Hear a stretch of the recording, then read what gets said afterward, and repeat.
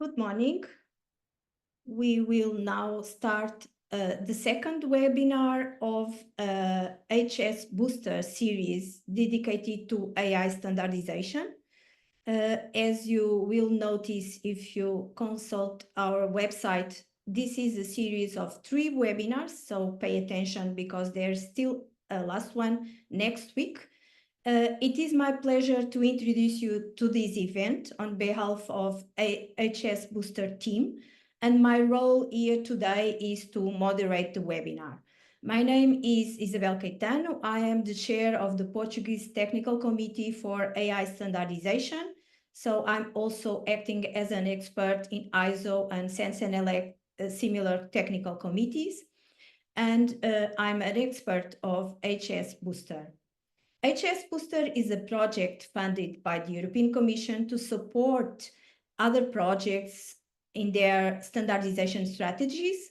And today we will also have representatives from 3 projects that have benefited from the services provided by HSBooster.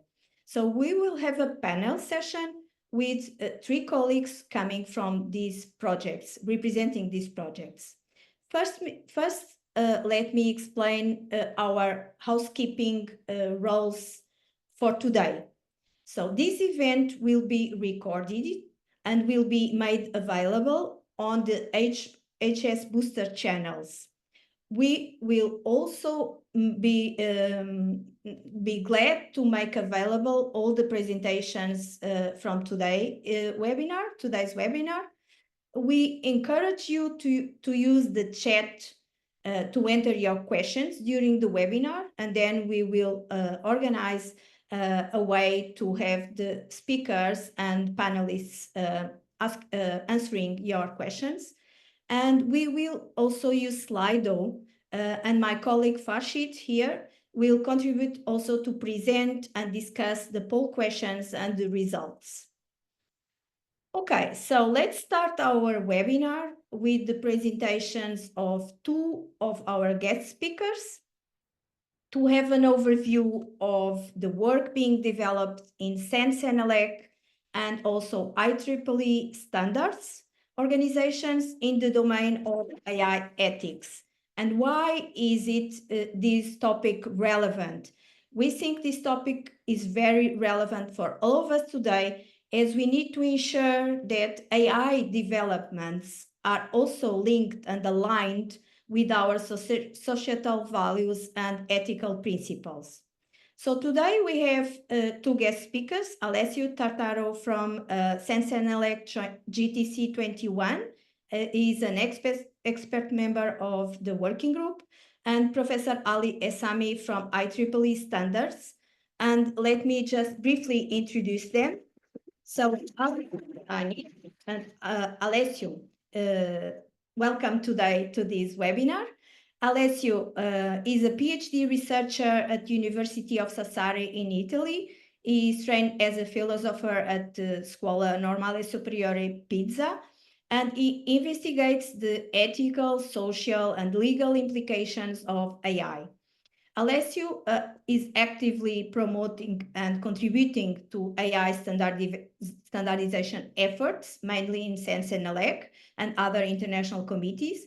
And his international experience includes research in the European Commission Joint Research Center and the Budapest University of Technology and Economics. Ali Essami is currently Director of R&D and Innovation at Vega Systems UK. He has an extensive track record in systems assurance and safety, security, sustainability, knowledge assessment, management methodologies. Ali represents also the UK on CENSE and EIC in the domains of safety systems, hardware, software, and cybersecurity standards committee. He was appointed by CENELEC as convener of several working groups, and is also a member of cybersecurity standardization and working groups, starting and sharing the IEEE, SMC, and systems Council chapters in UK and Ireland sections. But here, Ali is also joined also this webinar to present the IEEE Standards Association with the work being developed through the IEEE 7000 standard focused on addressing ethical concerns in system design. Ali was also appointed as the technical editor and later the chair of the standards of this series of 7,000 standards. And more recently, he was appointed as a VC and process architect for the IEEE Global Ethics Certification Program for autonomous and intelligent systems, developing 6 suites of AI ethics criteria and associated assessment and certification system under the IEEE brand Certified AI. So after your presentations, we are also planning a panel discussion with our 3 representatives from EU-funded projects that will share their insights about their experience from 3 different sectors: energy, mobility, and manufacturing. And we will also open questions to discuss the AI ethics dimension that the projects have experienced and also how they have tackled these issues. So I have now the pleasure to pass the floor to Alessio and start the webinar with his first presentation. Thank you. The floor is yours. Thank you very much, Isabel, and thanks to the HSBooster for having me today.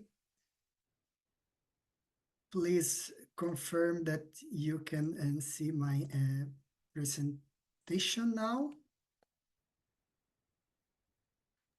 Yes. Yes. You can.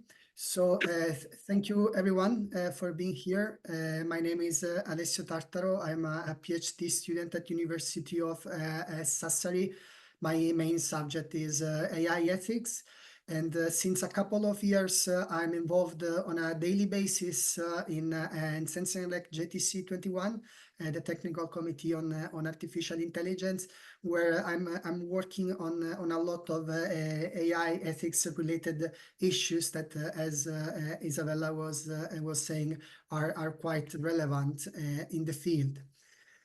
What I will do in these 10 minutes is to present how we are approaching the topics of AI ethics in Sensenelec, and provide a little bit more details on some projects going on in Sensenelec that are strictly related to AI ethics.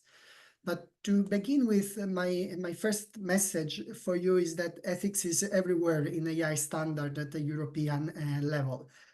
At the moment, the core business of Sensenelec JTC 21 is to produce a set of standardization deliverable that will answer the European Commission standardization request in support of the AI Act.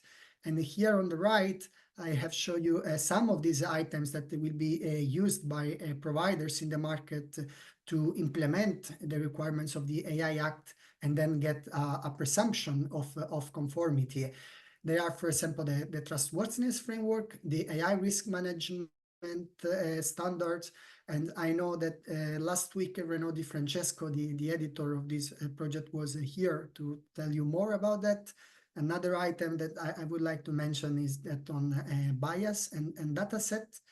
But in addition to this, we have also a set of items that are more strictly related to AI ethics that are not directly the standardization request, but they are still needed to support the entire AI ecosystem in order to improve the consideration of ethical and societal concern in AI system design and development. And on the left, you can see the 3 of them. The first one is the competence requirement for AI ethics professionals. And for this project, I serve as a project editor, so I'm able to give you a little bit more this later in this presentation. And then we have two new preliminary work items. So they are very at the early stage. There are guidelines on tools for ethical expert handling in AI system lifecycle and guidance for upskilling organization on AI ethics and societal concern. So before going into more details about these AI ethics related items, I want to first show you how even items that are not directly related with AI ethics, so they don't mention maybe AI ethics or ethics in the title, are actually deeply embedded in the AI ethics ecosystem. The AI risk management standards, for example, there we need to consider potential risk to European values and fundamental rights. So there is a strong ethical dimension there, and we also need to provide mitigation measures to minimize these risks. So it's not that we do a risk management without considering ethics or a societal concern, but they are an integral part of it. Same for the trustworthiness framework. This is more a cross-cutting standard, so it will cover many different requirements in the AI Act. But again, it also deals with ethics, because ethics and then societal concern are crucial to build trust in AI system. And the overall objective of this standard is exactly to design and develop a trustworthy AI system. How? For example, by implementing specific characteristics such as transparency that have a strong ethical values. And indeed, it's not a coincidence that transparency and human oversight, for example, are some of the principles that are listed in the ethics guideline for trustworthy AI of the high-level expert group. And finally, another work item that is has a strong intersection with ethical issues is the bias and dataset project, because as we know, discrimination and unfair are maybe the most concerning risks when it comes to the use of AI in different sectors. And so it's important that we really have a standard that will be able to provide metrics and method to detect and mitigate bias, for example, in training data. And so again, you can see that even a project that is not directly related to AI ethics is actually dealing with a lot of ethical issues. But let's come now to more specific AI ethics work items. And the one I will talk about is the competency requirement for AI ethicists professionals. This is already in a good development stage. So we are working on the so-called working draft. Our next milestone is to finalize this draft and send it to national ballot that will have opportunity to consult with stakeholders and leave comments in order to improve the work that we have been doing in working group 4 on the foundational society aspects. Also, thanks to the liaison with the SEN Technical Committee 428 on ICT professionalism and digital competence, that provides the baseline on how to define a standard for competency in the digital sector. So I want to give you some very high-level highlights of these projects. The first one is the purpose. Why want to do that? And the idea is to set up a standard that outlines necessary competencies for individual to professionally fulfill this role. So all the professionals that are involved in the field of AI ethics, we call them AI ethicists. And this is aimed at addressing the societal and market also need for AI ethicists in light of the growing implication of artificial intelligence system in various sectors.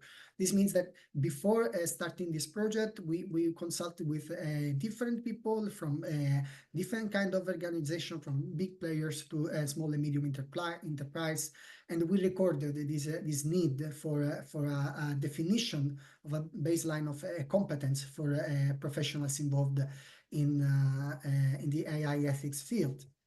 And why this is needed? It's because the definition of a set of competencies for AI ethicists is very much needed to reduce risks associated with the lack of such well-defined set of competence and foster business trust and confidence in AI ethicists. The idea behind this is that this is an emerging role that is still not well defined. So once we manage to standardize a minimum set of competence, this will be useful to make it easier, for example, for companies to hire this professional profile, and we see a value for the involvement of these professional profiles within organizations. The topics we aim to cover are different. First, we want to define key terms related to AI ethics and the role of AI ethicists, detailing tasks and mission and outline necessary competence. And eventually, we will also include some use cases to demonstrate the applicability and benefit of this standard. At University of Sassari, with some colleagues, we have done some preliminary work supporting this project. Basically, we have interviewed around 40 people working in the field, try to understand what they do, so their task. And what we found is that the task of people working in the field can be very diverse. Some people work on ethical impact assessment, for example. Others are more involved with a technical team, for example, in detecting bias. Others are more close to the compliance team. But what we also found is that all these different professionals, they all share the same mission. And the mission here is to facilitate the integration of ethical and societal consideration in AI system design and development, and eventually to make it easier to develop AI systems that benefit individuals and society. A clarification is in scope now. What we will cover is to define competencies, to establish a common understanding of a fundamental concept and principles for the AI ethicist profession, and to provide also concrete applications, so show how this can work in concrete setting. What we are not going to do is first to define what is ethically good or bad, or ethical good or bad, because we assume that there can be value disagreements on many things, of course, within some given boundaries. So it's not our role to decide what is good or bad, and it's not the role of AI ethicists. Rather, we want to facilitate ethical discussion on topics that are of some importance to us. And we will not also developing a new ethical framework, principles and guidelines, because there are already many of them out there, and there are also very good ones. For example, the one I already mentioned, the ethics guidelines for trustworthy AI, that we rely a lot on these kind of ethical frameworks. Here, I give you, to conclude, a more detailed snapshot of the project. As mentioned, we aim to define a competence, and following the SEN TC428 approach, we break down competence as made of knowledge and skills and attitude. And then for each of these parts, we want to go into more details about, for example, what are knowledge requirements. So what professionals working in the field of AI ethics should know. And what we have done so far is to identify 5 main knowledge areas. So the first one is related to foundation of AI, meaning that the professional in the fields needs to have some good understanding of foundational aspects of AI, including both technical aspects, but also philosophical and historical one. The second knowledge area is more related to AI ethics itself, so understanding the different ethical implication of AI systems. Going into more details, the social impact of AI, because professionals that we work in this field, they will never work on AI system in general. They will always work on a particular application. It can be an AI system used in education, or in the workplace, or in journalism, and so on, or in healthcare. And so it's important that a professional in the field know about the different implication that AI can have in different sectors. Related to this is the knowledge of AI principles, because AI principles such as transparency or explainability or autonomy are often high level. And what an AI ethicist needs to be able to do is to apply them in a real context, but also it needs to be able to understand whether a given design choice or development choice is aligned with these principles. And finally, as I mentioned, AI ethicists can be involved also with compliant teams. And so it's important that they are knowledgeable about AI governance and regulation, because you do ethics below the legal level. You can always need to respect the law. So you need to be aware of what are the legal boundaries that apply to the design and development of AI system. And this is even more important nowadays with the entry into force of the AI Act. So, but also of other AI-related regulation that would apply, for example, the GDPR. And so this will conclude as a fifth area.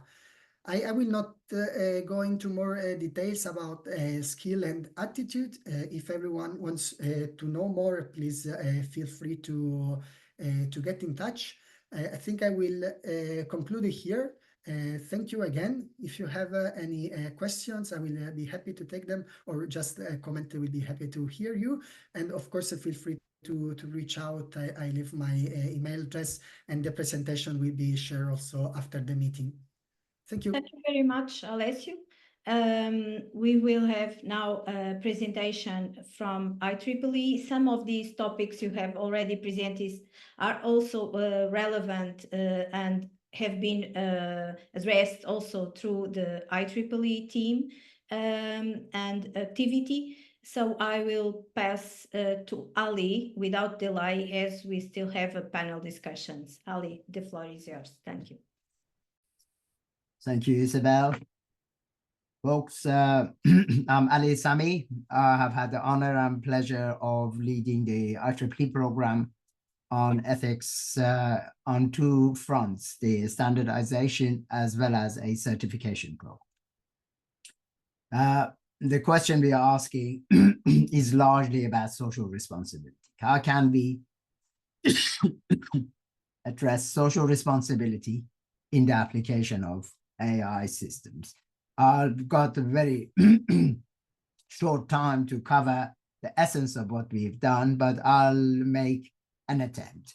Just before I jump at deep end, a quick introduction to IEEE, which is the world's largest professional technical organization.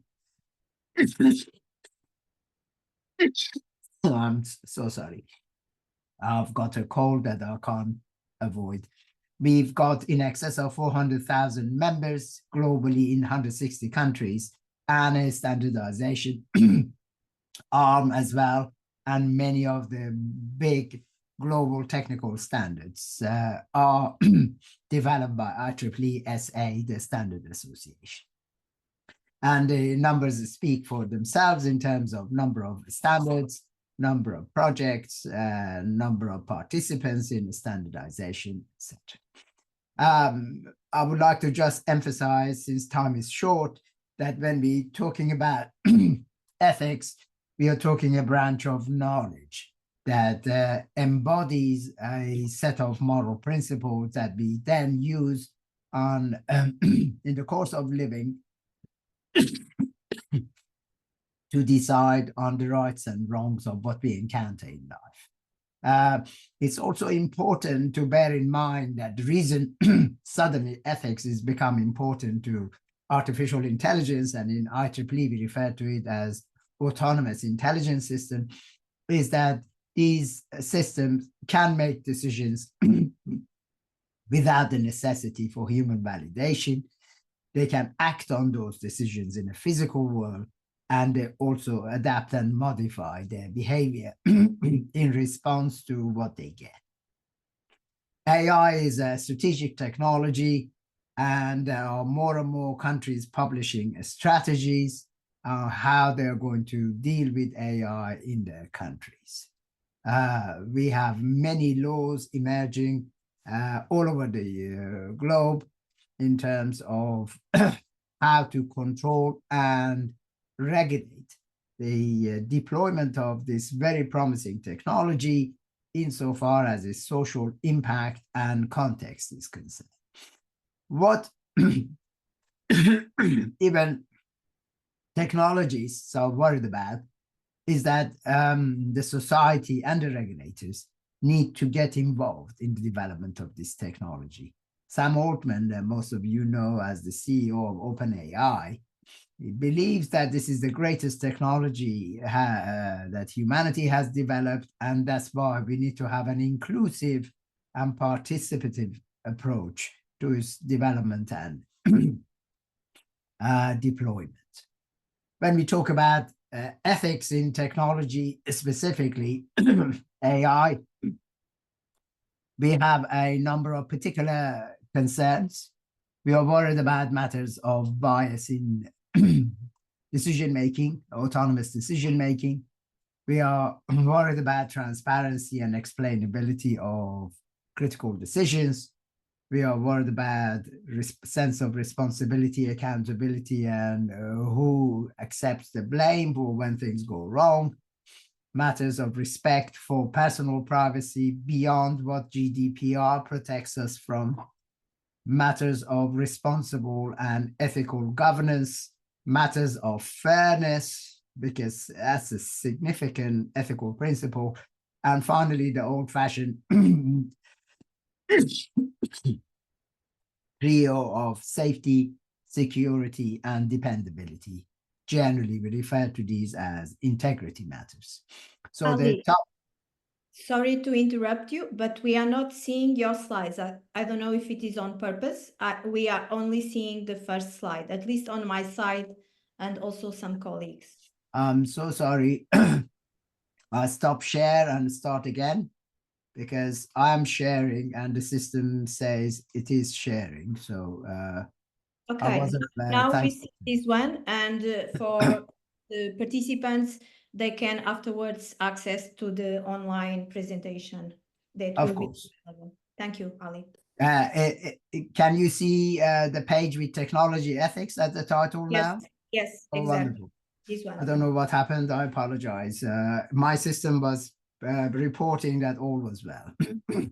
So these areas of 6 areas of bias, transparency, accountability, privacy, governance, and fairness are significant bits, not to mention safety and security and trustworthiness. Generally, when we started the work in IEEE, we had a look at the principal ethical theories from consequentialism of John Stuart Mill, which deals with ethics as a kind of a economic utility function. And the more happiness you bring to largest group, the more ethical something is.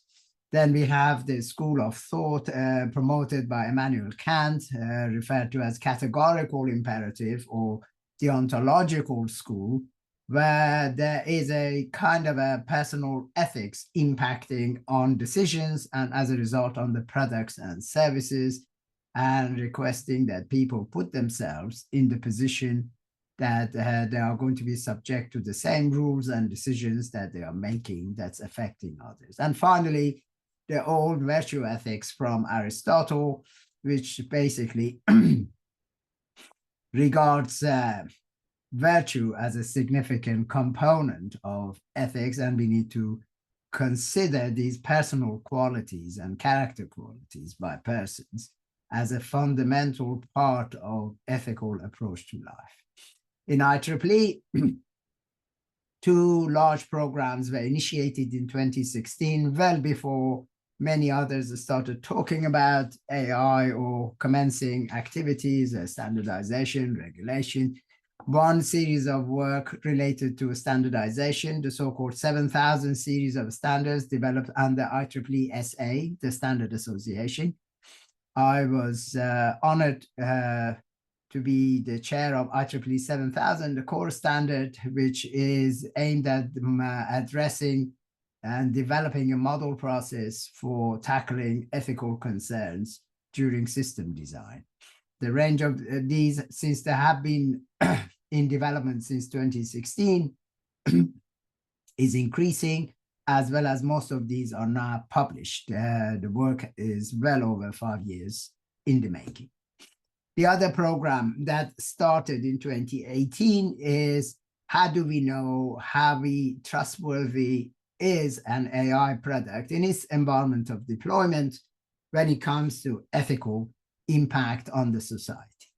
So the remit for this project was to try and see whether, instead of developing standards and telling people in a kind of a instructive way, do this, do that, follow this process, combine this test, etc., we were saying, if a product came through the door, how do we know it's sufficiently accountable? How do we know it's sufficiently free from unwanted bias?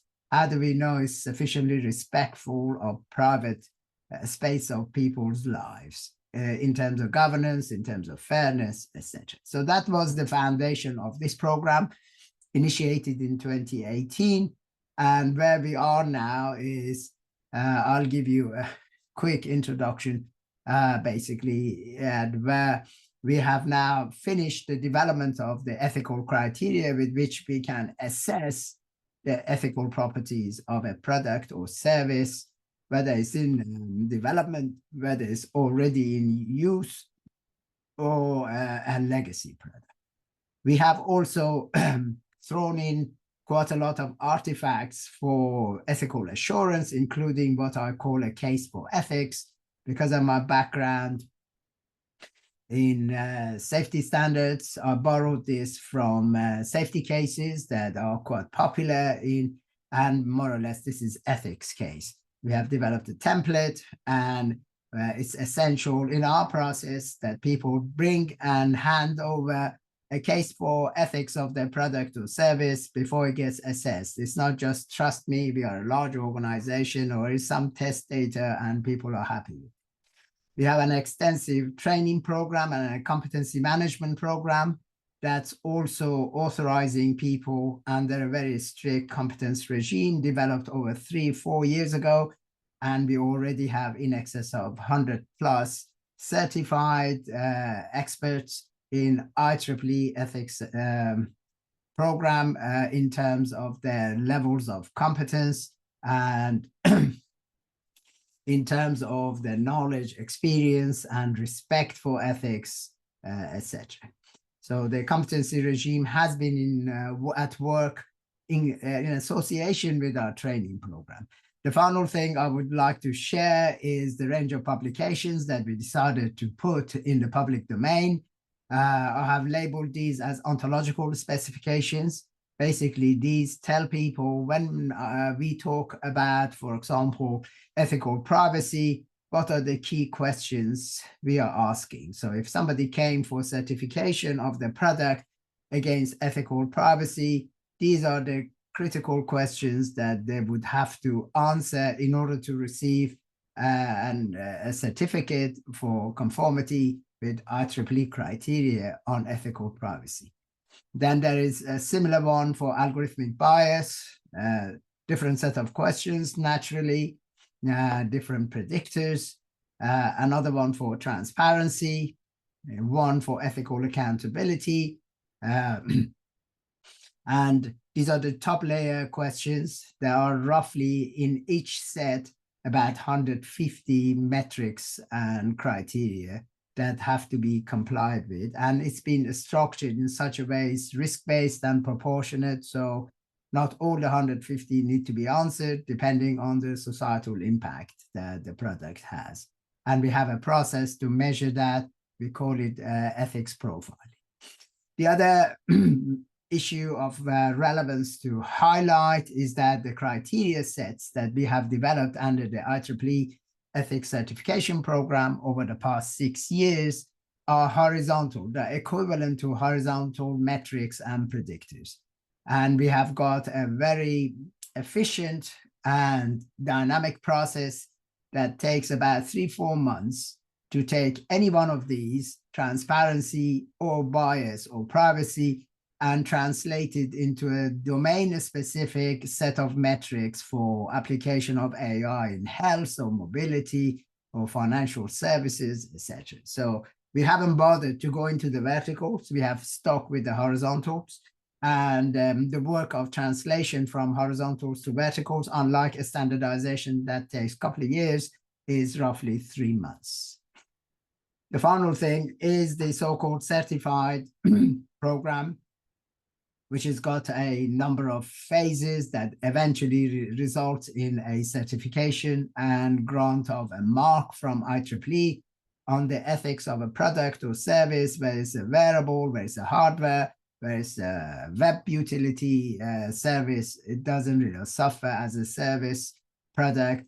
That what's quite significant is this step 2, which we call ethical profiling. This is a process that we have devised in order to basically take an ethical pulse check on a product or service, whether it's in design, whether it's in use, whether it's being decommissioned. It doesn't matter what phase of life cycle it's operating.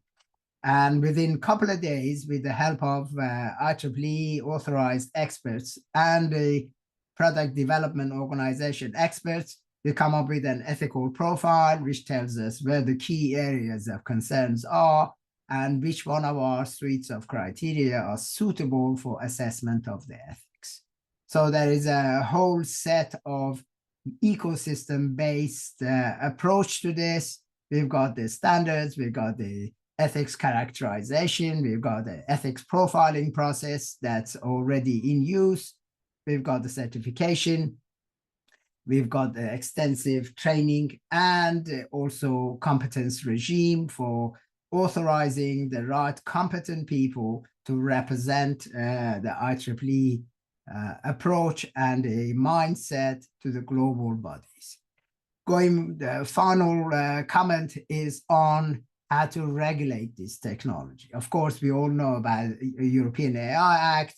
The same fever exists across the pond in the United States. No one really knows how to contain this, not because we don't know how to write regulations, it's because this technology is very elusive and it's constantly changing. And whatever we write today is going to be inadequate tomorrow. UK has just started last year describing its regulation framework. I'm just going to show some aspects of it, that the UK framework also focuses on safety and fairness and responsible governance, etc. Many of the components that I have already told you are covered by IEEE ethics certification program. So in a nutshell, we are dealing with significant uncertainties in the deployment of AI technologies, and a kind of a precautionary approach is necessary in the way we deploy this technology. If we assume this is the greatest technology humanity's ever come up with, we have to be wary of potential harms that exist or coexist or even manifest at the same time as benefit. We see our rights as well as values potentially affected, and it's no longer enough for corporations, government, public and private to just say we have a CSR policy, that's all we do. They need to really look at social impact of deployment of this technology. And that's where a competent scrutiny is best demonstration of these these companies' respect for their duty of care.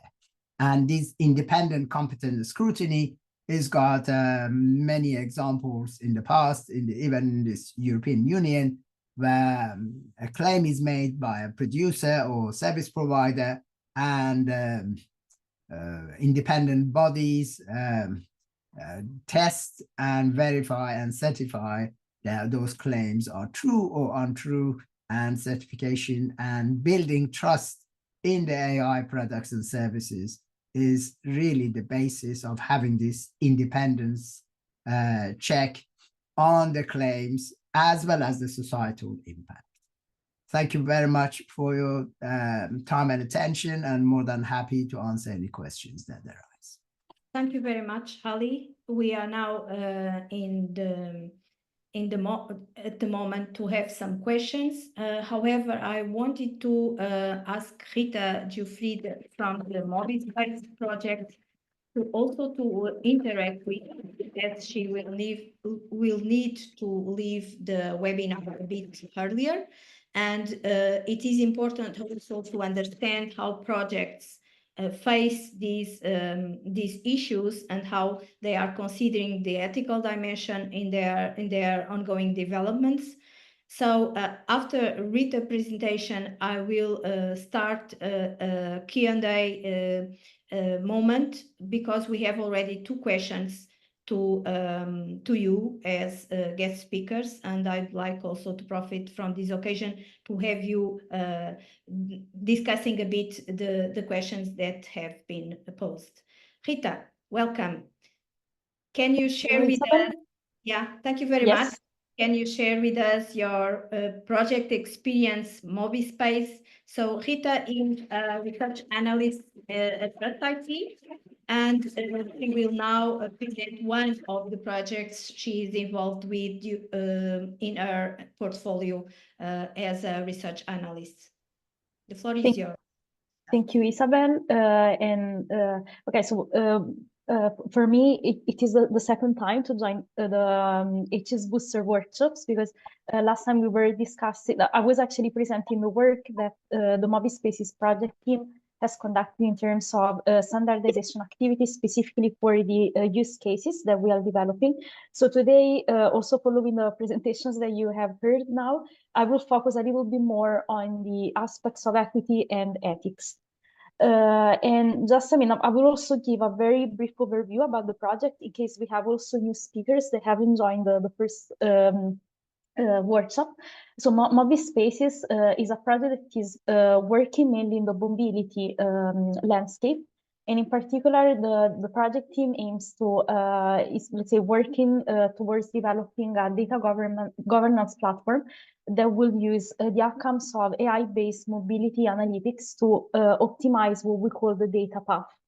And then, as I was mentioning, as we're also working on the mobility, let's say, sector, we are extracting and using data that are related to this field. In particular, we are taking data from sensors, from IoT devices. And what we try to do is to also build some patterns that will build an efficient, decentralized, secure, and trustworthy, and also privacy preserving pipelines. I will also explain in the next slide how we are going to do this. And then we also try to make data as much as interoperable as possible. The project actually is started already almost 2 years ago. So in a couple of months, we will start our 3rd year. It is a 36 months that, as I was mentioning, started in September 2022. And here you can also see the list of all the partners that are in this consortium. We are, let's say, partners of from 25 organizations and companies. And in order also to test the platform, the framework that the MobiSpaces team is developing, we are also building 5 use cases that are always in the transportation field, and they are mainly focused on urban and maritime domains. So we have in particular 2 urban use cases and 3 inside that are about the maritime transportation systems. As you can imagine, as we are also taking a lot of data, some of which are also sensitive. For example, the urban ones are also taking, might also deal with sensitive information related to people that are taking, for example, public transportations, or let's say are using specific devices. We have to make sure that the data that we're using are as much, let's say, preserved as possible. And because of this, so we have, let's say, started to work. We are developing our framework in a way, that will also protect data. So we actually use a data protection by design, let's say, specifications. And in particular, let's say, what we aim to do is to create a framework that utilizes a minimal amount of personal data as possible. Then anytime we're also extracting data, we also try to, let's say, use and follow all the legal basis or rules, also, let's say, to ensure that personal data are not shared in a, let's say, everywhere, and can be also, and will be accessible by people that cannot. So then, I mean, we will also try to use to actually ensure that the personal data will be accurate and will be always kept to date as much as possible. And obviously, I mean, the personal data will not be kept forever in our framework. They will be used, let's say, in a time that will help. They will help also the framework. I mean, to learn the let's say how to use all this data. But then obviously, in a moment where the data cannot be used anymore, they will also be, let's say, removed. So we also try to, let's say, protect the confidentiality, integrity, availability of personal data. And so then, I mean, as I was mentioning, in this way, we also try to protect data of people, but then at the same time also to have data that are also accurate and as much, let's say, updated as possible. As I was mentioning, we are mainly using the data also to build our, let's say, then I mean, here I will also say, explain a little bit more how our goals will be then implemented into the strategy. So I was mentioning before that we will try to use as many, let's say, the minimum amount of data as possible. And then, I mean, in this way, all the use cases leaders in this project are also trying to use the personal data only when it is appropriate and necessary for the purpose. Otherwise, we will try to use other type of data. Then we also try to make the data available. So also, let's say, in terms of upload data, we will try to use them without any delay. Then we also have the goal of integrity, because we want also to ensure, let's say, that all the data will be protected against accidental loss, destruction, or damage. Confidentiality, so the data will not be shared to any person that is not authorized to read this data. Then we have also, let's say, the goal of unlinkability, where, let's say, personal data will not be merged or linked with any other data that are not connected to this in particular. Then the transparency, because actually the person that are sharing personal data with us are informed about this. So we will not share anything that is, that I mean, about, let's say, personal data that have not been agreed upon. And then we have the last goal, that is the intervenability, where we also make sure that we exercise rights related to personal data of people that have, let's say, agreed on sharing them. And then, as I was mentioning before, in Mobi Spaces, we are also developing 5 different use cases.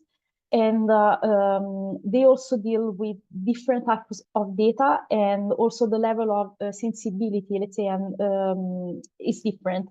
So, for example, if I take the iRoute use case, this one is a, let's say, urban use case that deals with data, let's say, with personal data of people that use public transportation in a, let's say, in particular in a city in Italy. So all the data are actually taken from some apps, for example, Canvas, or other, let's say, real-time data that are, let's say, taken in cooperation with the public transportation company in Italy that takes this data. So anytime we have to take this data, we have also to make sure that the legal requirements are also followed, in particular of the, let's say, public transportation system in Italy that is giving us this data, this type of data. Then we have another use case that is called Smart Sense. This one instead is more about traffic emission, in particular in Greece. And in this case, instead, we need data that are about air quality measurement in heat maps and also traffic emission. So in this case, instead, we are taking, let's say, personal data of people that are, for example, driving the car in specific city. So we have to ensure that personal data, that we process personal data, and actually people agree on us, let's say, agree on taking that. I mean, we will take this data to perform analysis. And then we have three other use cases that are instead about the maritime transport system. In terms of personal data that we have to deal with are, let's say, similar because they are either about processing personal data or data security. And the type of data that we're actually taking here are more about let's say, path, the direction that very often boats are taken to transport, let's say, goods, let's say, in Europe mainly. And so then whenever we are taking this let's say, this type of information as the goods that are also on the transport systems might be let's say, personal, we have also to ensure that we can actually take them and we will not also share outside the type of information that have been shared with us. And then, I mean, I would like also to conclude my, let's say, experience in this project also by saying that let's say, in order to build the framework, the mobile spaces framework, we have also to use different standards. As of now, as I was also sharing in the previous workshop, we have conducting different analysis, different landscape analysis, also to understand what would be the best standards to be applied, also to ensure that our 5 use cases also followed specific rules for their development. And as of now, we have performed different analysis also in cooperation with HSBooster. And something that we have done is to, let's say, a kind of mapping analysis. You can see it here. So we have identified as of now some standards and some technical committees we can be in contact, we can, let's say, reach out also to understand a little bit better how we can improve the development of our use cases.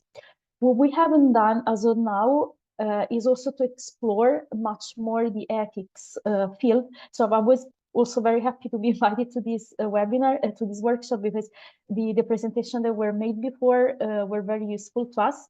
And we might also get in contact with you also to, let's say, gather a little bit more insights on how we can improve our system also from an ethic point of view. You can see that, for example, the standard that I have mentioned here are not really related to ethics. We have actually only the security techniques, for example, for the vessel edge use case.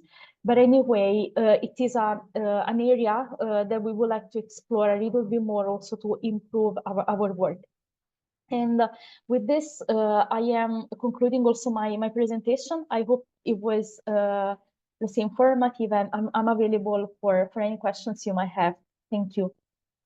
Thank you very much, Rita. So we are now in conditions to have a quick interaction period with Ali and also Alessio. We have already 2 questions from the audience. And I wanted also to profit from this presentation from Rita to highlight that there is also a document from the Joint Research Center about the standardization landscape, in which several standards from the different standardization organizations are indicated as being relevant for the standardization request and the implementation of the AI Act. So it is, as a background information, it's also interesting to see this work and the conclusions of the work, mainly also asking the standardization experts to use as much as possible the knowledge that already exists in a way to accelerate the implementation of the AI Act in Europe. So I just wanted to highlight this document and the insights we can find there. So the first question was posed by Otavio, and mainly it focused if standards are being developed to implement if the standards that are being developed by the standardization bodies to implement the AI Act will not harm or block the EU competitiveness and innovation. That was a question that we have here to address. And the second one is from Strategy, and it says, what will be the strategy for achieving cross-domain AI applications? And if it will be, will the domains be compatible? I know Farshid also commented already on the chat, so the floor is open for an interaction and discussion based on these questions and the inputs also from Rita concerning the MobiSpace project. Who will start? Alessio, Ali? Yes, maybe I can take the first question. And indeed, this is a strong argument. Usually, people saying regulation is having a negative impact on innovation. I don't think this is the case. I think that when it comes to understand the reasons why, for example, Europe is lagging behind in terms of competitiveness in the field of AI, this is not about regulation, also because the regulation just came, the lack of competitiveness was already there. And regarding the standards, I rather think the opposite. I think they can be a way to make compliance with the law easier, less costly. And so I think they can be a very pro-innovation tool rather than hindering innovation. Of course, this depends on a lot of factors, like producing good standards, producing standards that satisfy the needs of different stakeholders. We know that the economic fabric of Europe is made of small and medium enterprises, and this is why there is much needed participation of small medium enterprises in standardization, so that they can contribute to realize the standards that fit their needs. So short answer is that I'm a little bit skeptical of the arguments that regulation or standard can have a negative impact on innovation or competitiveness. But of course, it's something to take into consideration to produce good law and good standards. Thank you, Alessio. Ali, any comment?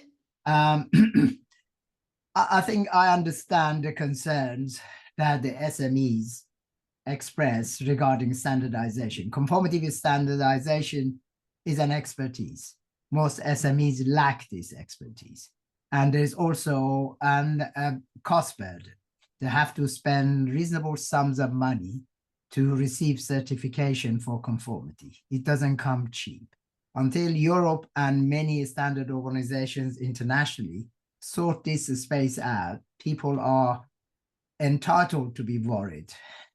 On the ethical side, however, our studies show that most SMEs, especially those in health applications of AI, hugely benefit from an ethical analysis of their product, because we identify many other values that they can tap into for marketing and extending the scope and applicability of their product. So whereas you could say possibly there is a concern about technical standards, and I understand it, when it comes to ethical norms and analysis, at least our experience in IEEE has been the use cases that we have looked at. Many SMEs have benefited significantly, and deeper understanding of the social impact and interaction of the product if they carry that ethical analysis up front, to the extent that they could utilize that as a basis for much better market positioning than they would have otherwise. Thank you, Ali. Any other comments, Hervey or Giacomo, about this first part of our webinar? Well, I think in a comment that I wanted to make, it is actually one of the things it's commonly mentioned that creating a standard or insisting on kind of a standard would kind of kill innovation. But when you have so far-reaching, I'm coming from the energy sector, which is everywhere basically. When you have a far-reaching thing, it's actually better to have kind of a standard. There are many temporary permanent solutions in energy sector. Something that has been thought of as a temporary solution ends up being in service for 40 years with everything that ends up with that. With so high reaching technology as the AI is, I don't think it's really the case that insisting on proper usage of the data, explainability, and so on would really kill the innovation potential of it. Thank you.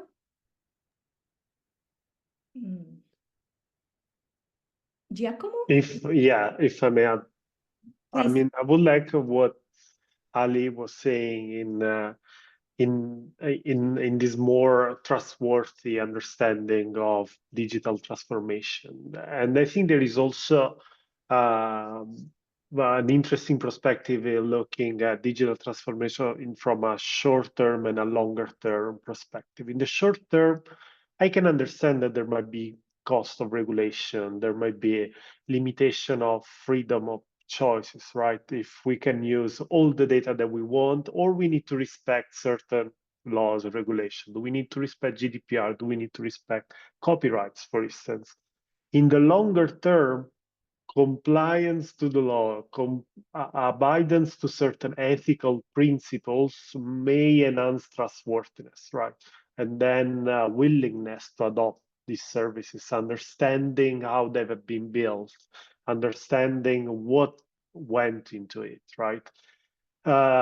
This is like, I don't think also the regulations that we have in Europe are also forbidding any process. Actually, the opposite. They are pushing for creating more availability of data, more possibility for experimenting, sandboxes, and all the rest. So looking into, I think sometimes it can be considered, I think, also an excuse, like we are not doing AI in Europe because there is regulation, but probably sometimes we're not doing it in Europe because there are not enough investment, there are not enough money poured into it, because it's I think the most critical part. Thank you. Thank you. So if there are no more comments now, I will start the panel discussion also with the two project representatives from the energy sector and from the manufacturing sector. So Ervoy is here representing the Synergy project. Ervoy is an experienced engineer, researcher, and consultant. His career spans several countries and continents, and it is a blend of academic, consulting, and industry experience. During the Synergy project, he has been leading R&D for Concar Digital, a digital branch of a Croatian electric equipment manufacturer. And nowadays, Ervoy maintains focus on open solutions, open standards, semantic interoperability, and digital energy transformation, and democratization in a freshly established technological startup. After Ervoy, we also have the opportunity to listen to Giacomo from the START project. Giacomo is the legal and policy counsel at Arthur's Legal in Amsterdam, where it works on various EU co-funded projects and corporate matters on issues regarding AI, data governance, cybersecurity. He is also currently pursuing a PhD in cybersecurity and regulation at University of Piraeus in Athens, in which he focused on risk assessment provisions in EU digital law. Previously, Giacomo worked as university docent at University of Amsterdam and Bocconi University, and as a manager for legal affairs at the Good Lobby in Brussels. He holds a law degree at Bocconi University and a research master's in information law at the Institute for Information Law. So the floor is yours now, Ervoy and Giacomo. And after your short presentations, we will also have the opportunity to start again an interactive discussion with the guest speakers and if we have any question from the audience, we can also address these questions. So, Erfoy, would you start now? Okay, thank you first for a very nice introduction. As you said, my experience with the HSBooster and these webinars has been as a representative of a project, but I'm trying to paint a broader picture in line with my previous experience in the current involvement. So, as I'm coming from the energy sector, and my foot was always somewhere in the IT and the AI, and this is basically what I was doing for the last 20 years. In one way or another. There are two important aspects if you consider AI in energy that actually directly drive what we need to expect from the AI systems to be employed in the energy sector. First thing is there are two of these things, and everything else comes out of that. There is a trend in energy, for instance, the first thing is that it's being democratized. It used to be that you had energy sector that happened somewhere else. Energy was produced in centralized power plants. It was delivered by overhead lines and underground cables to your place, and you got the electric energy out of your socket. Now, we have a lot of need for energy. It's a very important part of our lives. There is no such thing as an energy poor country that is also a rich country at the same time. There has been, as you can see, if you look through a window, a lot of proliferation of distributed generation. There are solar panels, wind power plants, everything that we put under the umbrella of energy transitions also brings a lot of new data, and it brings a new owners, new operators, new entities. So this is what happens. It has been happening for some times. The project that actually took advantage of HSBooster service is called Synergy. We tried to focus on providing the infrastructure to take advantage of the data in the whole electricity value chain. There is also another Horizon Europe project that I'm now involved with. It's called WeForming, and it considers grid forming interactive buildings. So the buildings that we live in, they are becoming a part of the story of the energy sector. We extend the story of the energy sector all the way to the buildings, making these buildings a formative part of the energy system. I guess this illustrates how high is the reach of the democratized energy and the related data. And then when you build AI that uses this data, it reaches the same thing. So this is one aspect. Another aspect is that the fact that the power system is interconnected hasn't ceased. It's still here. The increase of the renewables, the increase of many new participants, it increases the complexity. It's often said that the electric power system is one of the most, if not the most complex systems that's created by mankind. It shows when everything is good, when we have the lights on, but it also shows when something is wrong. It happened just a few days ago, maybe 10 days ago in Albania and Greece. There has been a cascading blackout. There were two failures, some decision by a relay to shut off a line, then another line got shut off, and it cascaded around, and we had all across the region, we had a blackout. It took a few hours to get everything back. This kind of illustrates that decision-making in power systems that happens on different time spans in operational, in planning, and in different ranges of times are impacted by that. So the impacts of the decisions made in the energy sector are quite far-reaching and even more reaching with the democratization going on. So these are the two aspects that basically, when you recall what Alessio said in the beginning, all of the aspects of the AI are relevant. The governance, the principles, the ethics, the social impact with the energy being so involved in any part of our lives. All of these areas are relevant for the energy context. And again, I'm not saying that we should kill all of the innovation and prohibit it. We need to respect the situation where we are working with. We need to respect where the underlying data comes from, that there are some owners of the data, creators of these data, that there have been decisions in history that took 40 years to repair in a way. To properly develop an AI system that is usable in the energy democratized world, we should respect also how far-reaching is the aspects of decision that system makes, and that's why we need to insist in the explicable and robust AI system that could work in that context.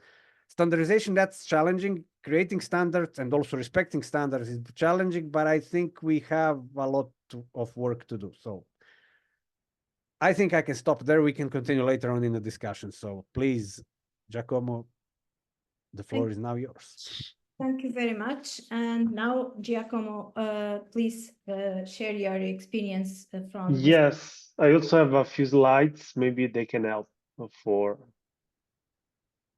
the presentation. I think you can see them.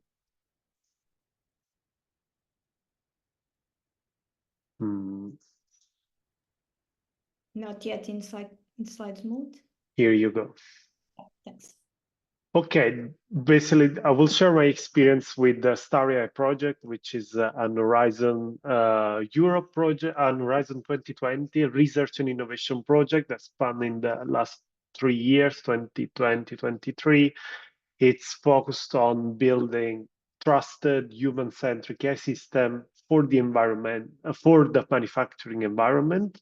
And it's based on the policy of Industry 4.0 and 5.0. We'll come back to this on what are the objectives, where is how this policy shapes digital transformation in the manufacturing sectors, and was focusing on a set of technologies that basically were aiming at process efficiency within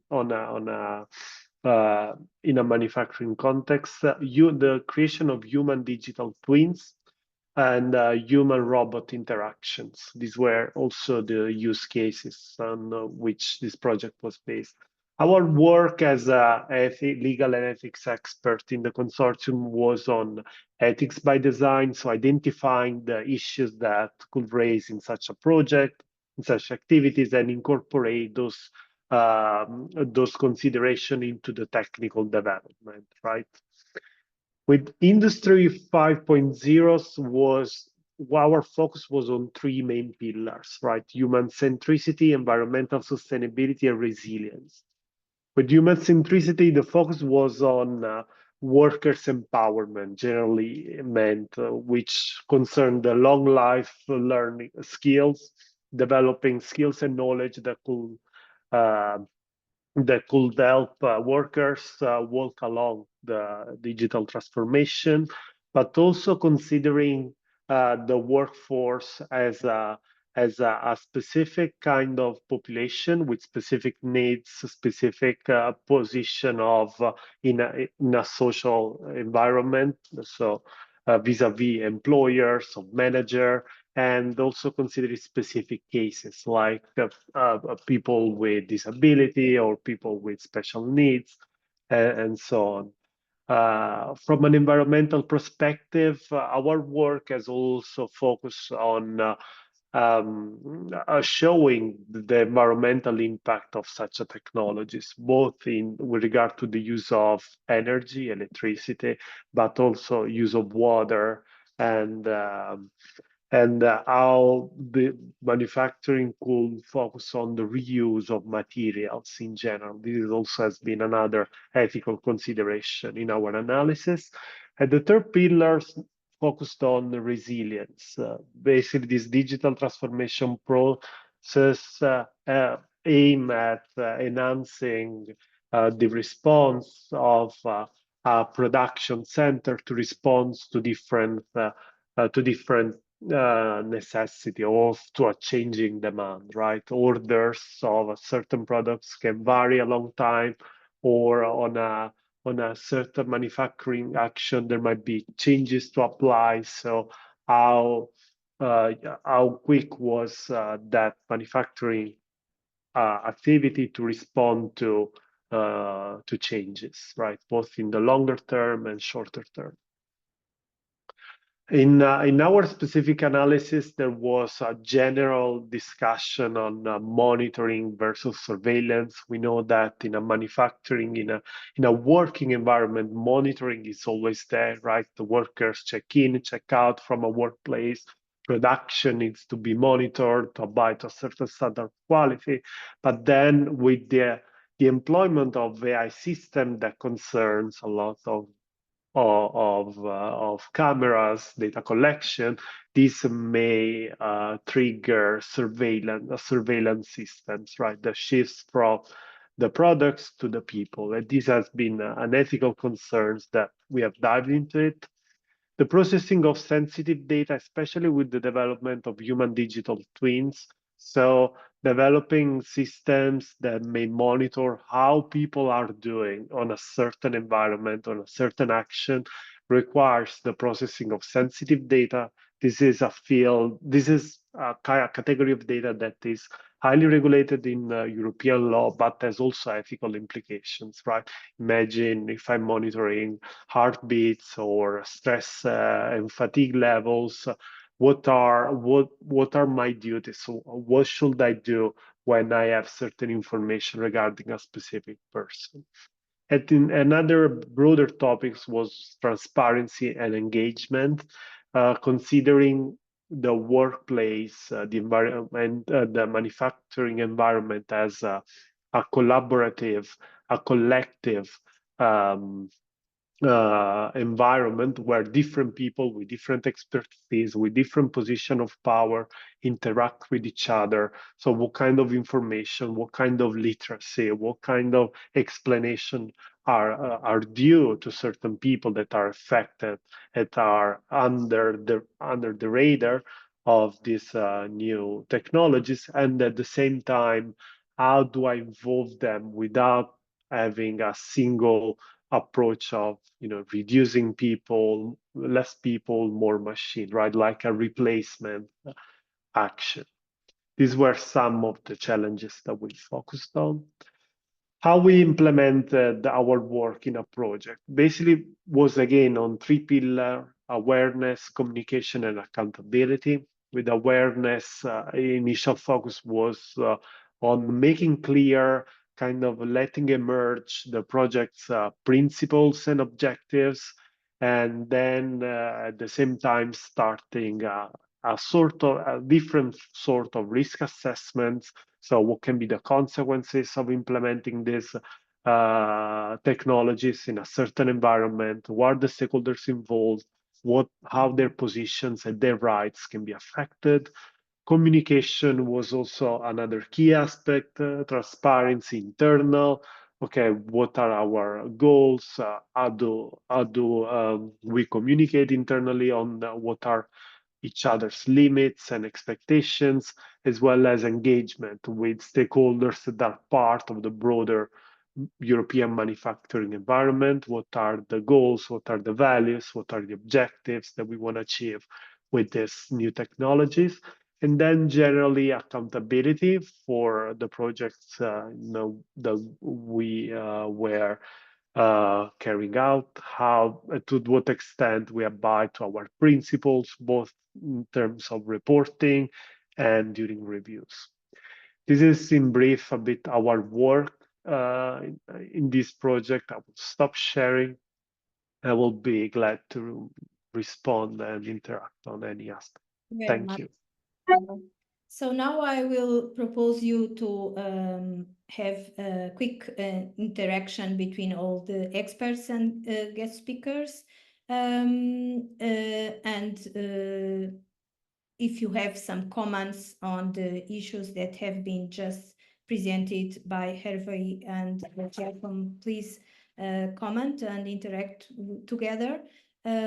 Alessio Farshid, and I also wanted to pass the floor to Farshid because it will explain after this moment how we are using Slido to collect some input from the audience from last webinar and this webinar, and we hope next webinar also on July 11 brings us additional insights.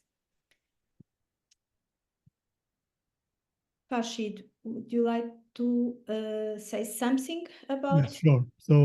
So given the remit of HSBooster, one of the things that we wanted to figure out was what do people know about the standards and also ethics guidelines and standards that come forward. And then this was type of work that will fit into a gap analysis for us to know how we can organize and kind of be prepared for helping with informing the community about what's coming. So for example, the link that Isabel, you posted in there with the work of the Joint Technical Committee updating the AI landscape is the type of work that we want to try to organize using this type. So if you don't mind, there's the Slido with the link that you could join, and there's a series of questions that will take you through. The poll is organized as we first look at some of the standards that are connecting to the AI. And this is the purpose here is to really see what you're familiar with. And the next one is some of the ethics related standards and guidelines. Again, the main purpose is to see what you're familiar with. If I give you the first question in front of us on the screen, maybe take a minute or so to just tick the boxes that you know.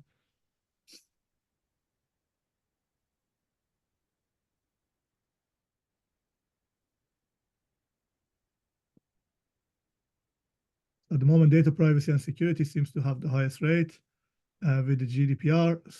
So the examples are there are not a fully complete list of examples, but really they are related to a certain topic. So being privacy and security, interoperability, ethics and accountability. Is it possible to just go a little bit further down in the screen to see the whole list? Julie, yeah.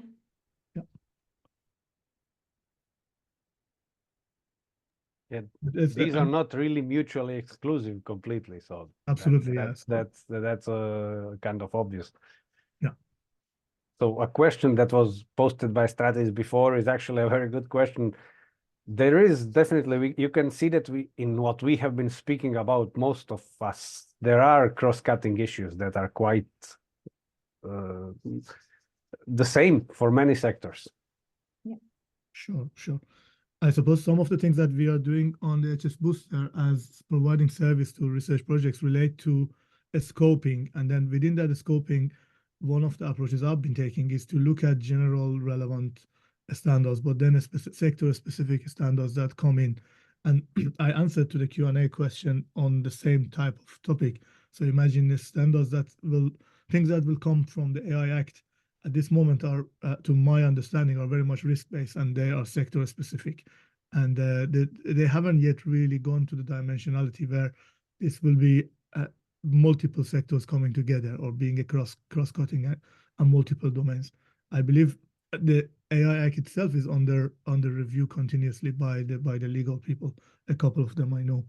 And it's possible that as it evolves further, you will see more and more into these cross-cuttings.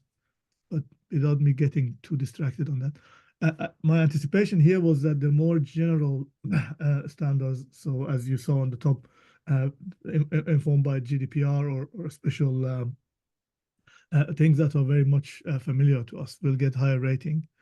Is it possible to now move on to question 2, please?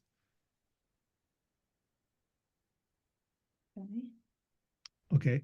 So this is more on the level of some of the guides and the standards that have come up in support of ethical questions. So, for example, the first one you see is in relation to where AI can be biased. Oh, perfect. Look at this rating.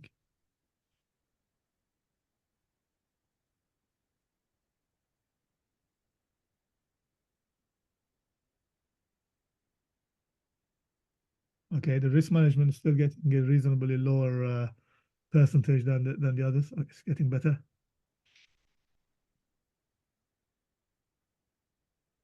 There was a guide document that British Standards produced, BS 8611, which got updated in 2021. And could I see what score does that get, please? It's good to see the 24027 ISO standard. The bias is having 67%. Is it possible to see the whole of the list, please?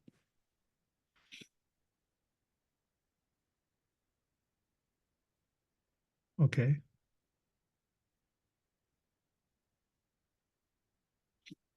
So the purpose of all of this is that we repeat this in the 3 sessions, and then hopefully we are going to follow from this short listing into a paper of some sort, where we basically use these results plus desk-based research to then do this gap analysis of what is it that we need to target and what is it that we need to further follow.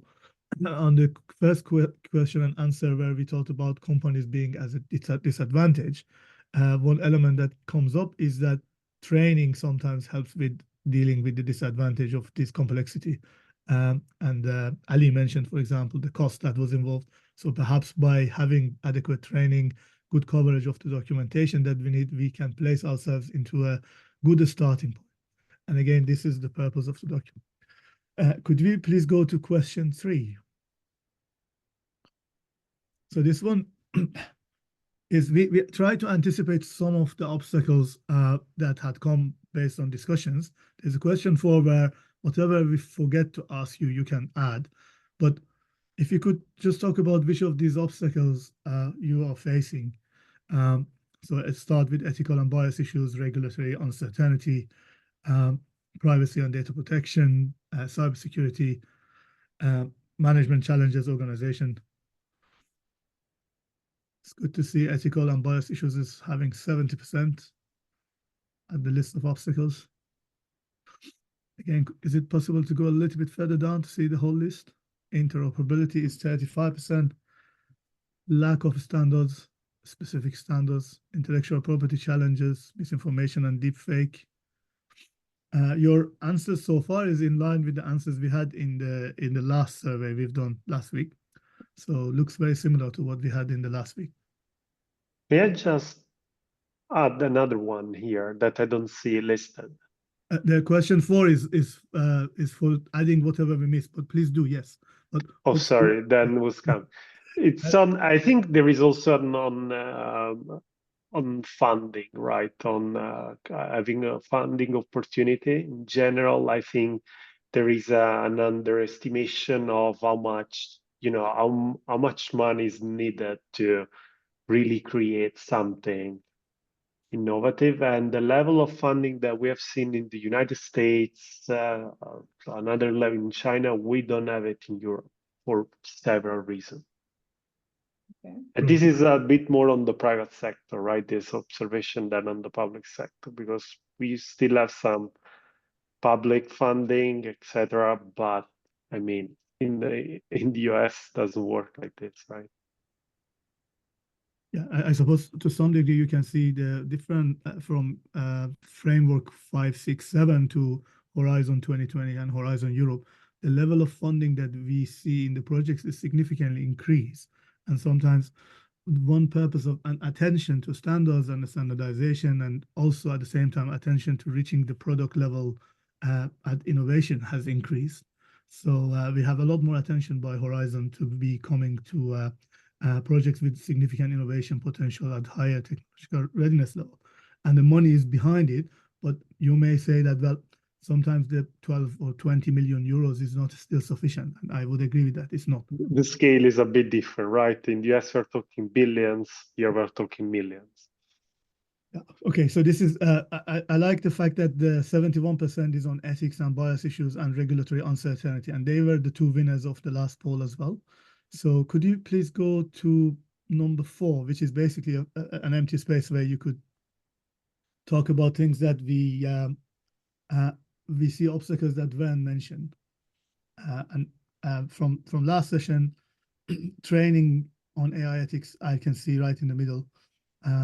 De-risk AI investment, EU global competitiveness, that's brilliant. Lack of training, overconfidence in AI, yeah. Access to technical committees, which is available, but perhaps sometimes, I mean, I personally don't have any longer the time to engage with the technical committees, but sometimes there are many meetings, many technical committees. Being staying in top of things is quite difficult if you're going to attend many of these technical committees. Lack of resources, not sure how AI Act applies to me. Prepare for changing job profiles. Yeah, it's good formal education, financial and venture fund. Lack of alignment in terminology. That's always a problem with standards development. I remember many of our sessions were on vocabulary and terminology, and often it took many sessions to just define what's an autonomous system. Sorry, you have Giacomo, you have your hand raised again. Sorry, I forgot to lower. Is it a forgotten hand? Okay.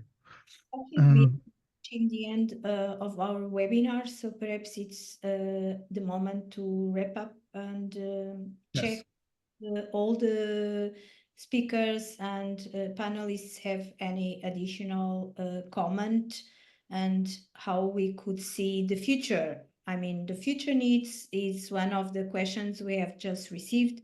What is foreseen regarding the need to adopt standards in this domain, in the domain of AI ethics? So I'd like to ask you if you have a final contribution, and also let this open floor for Farshid to wrap up on the Slido conclusions. I will first let people to comment if there are more comments. I am happy to conclude based on my work both in industry, academia, as well as the standardization over many years, that frankly, we need to assist industry, especially SMEs, with finding the kind of a positioning and give them a compass in this confusing landscape of hundreds of standards in development, guidelines, regulations emerging, etc.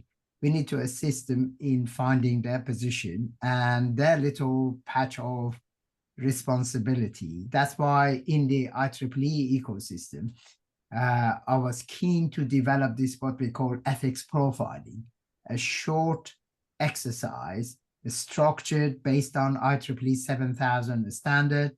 And the intent was, if I have a product, do I need to worry about ethics or not?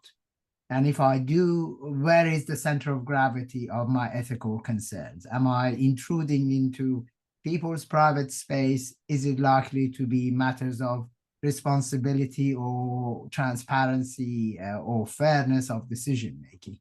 I believe, frankly, the space can be very confusing to people who enter the innovation space, especially SMEs. And there needs to be an aid, a toolkit for decluttering and helping people basically concentrate their limited resources and time on what is of relevance to them, rather than throwing the book at them and say, go and read this whole AI standard and work out what you need to comply with. I don't think that is of much value. And a standardization, like any other area, is a specialist area. It's not by just obtaining a copy of something and reading it overnight and coming back with all the insights. If anything, reading it overnight probably give people more indigestion and hundreds more questions than they start with.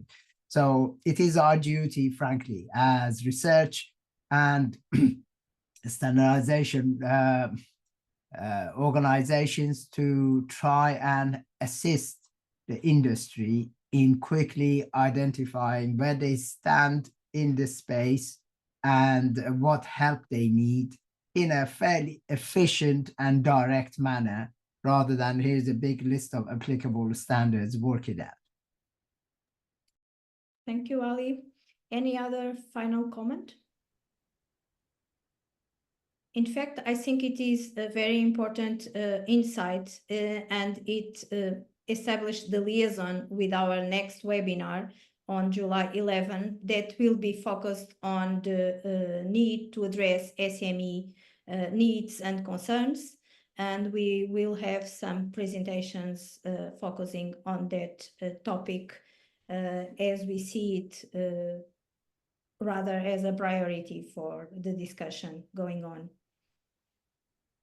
If there are no other comments, well, I will close now this second webinar promoted by HSBooster.